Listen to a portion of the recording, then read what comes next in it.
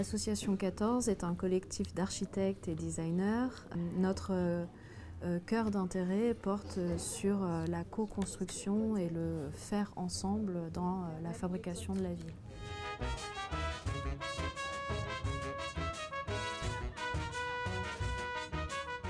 Et là, j'ai vu qu'on pouvait charger son portable et comme j'ai plus de batterie, c'est parfait. Parce que, même si je suis à côté de chez moi, mon portable il tient pas très longtemps. Donc c'est toujours pratique de pouvoir s'arrêter et charger son portable. Donc c'était le concours Visa Buenos Aires des ateliers de Paris qu'on a fait, qui était sous forme de concours à idées, donc qu'on a fait de manière un peu rapide et spontanée. Et le brief de départ, c'était que peut-on faire de nouveau sur l'encombrement d'une place de parking dans la rue.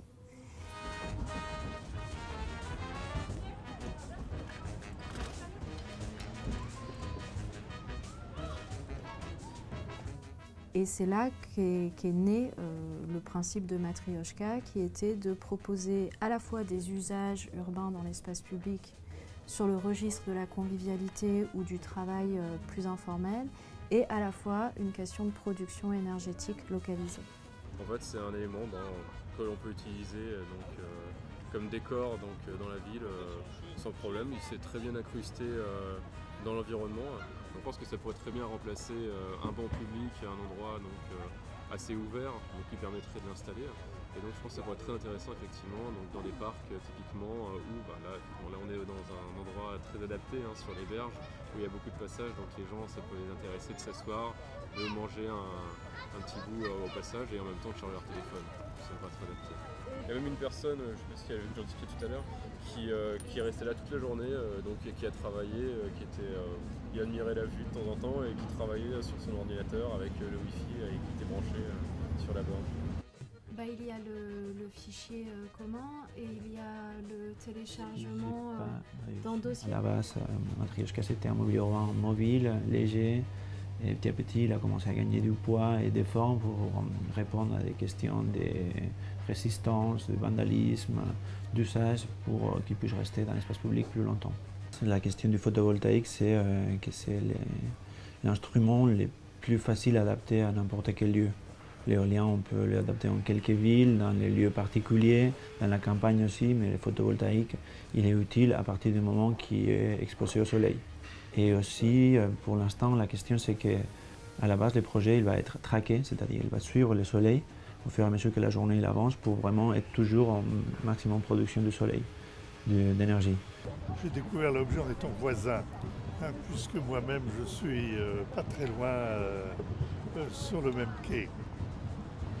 Mais j'ai pu observer pendant les 3 semaines beaucoup de gens s'arrêter sur votre site et profiter bien des différentes prises, des différentes connexions possibles. Quelques anecdotes. Un Colombien a bien téléphoné 1 heure en Colombie, je ne sais pas par quel moyen. Voilà, sinon, beaucoup d'étrangers se sont arrêtés et ont pu profiter du panorama et du spectacle extraordinaire tout en regardant leurs mails, en téléphonant, etc.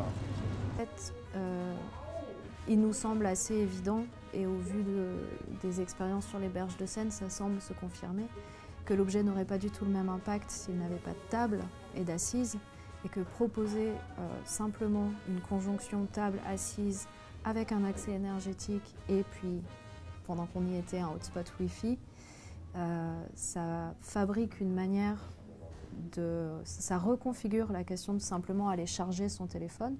On n'est pas dans un service où, marchant, hop, je plug mon téléphone, j'attends, pendant ce temps je me tourne les pouces, je m'ennuie, ou je m'en vais parce que je le laisse gardienner, ou, enfin, du coup, qui entraîne des logiques de service marchand de cet ordre-là.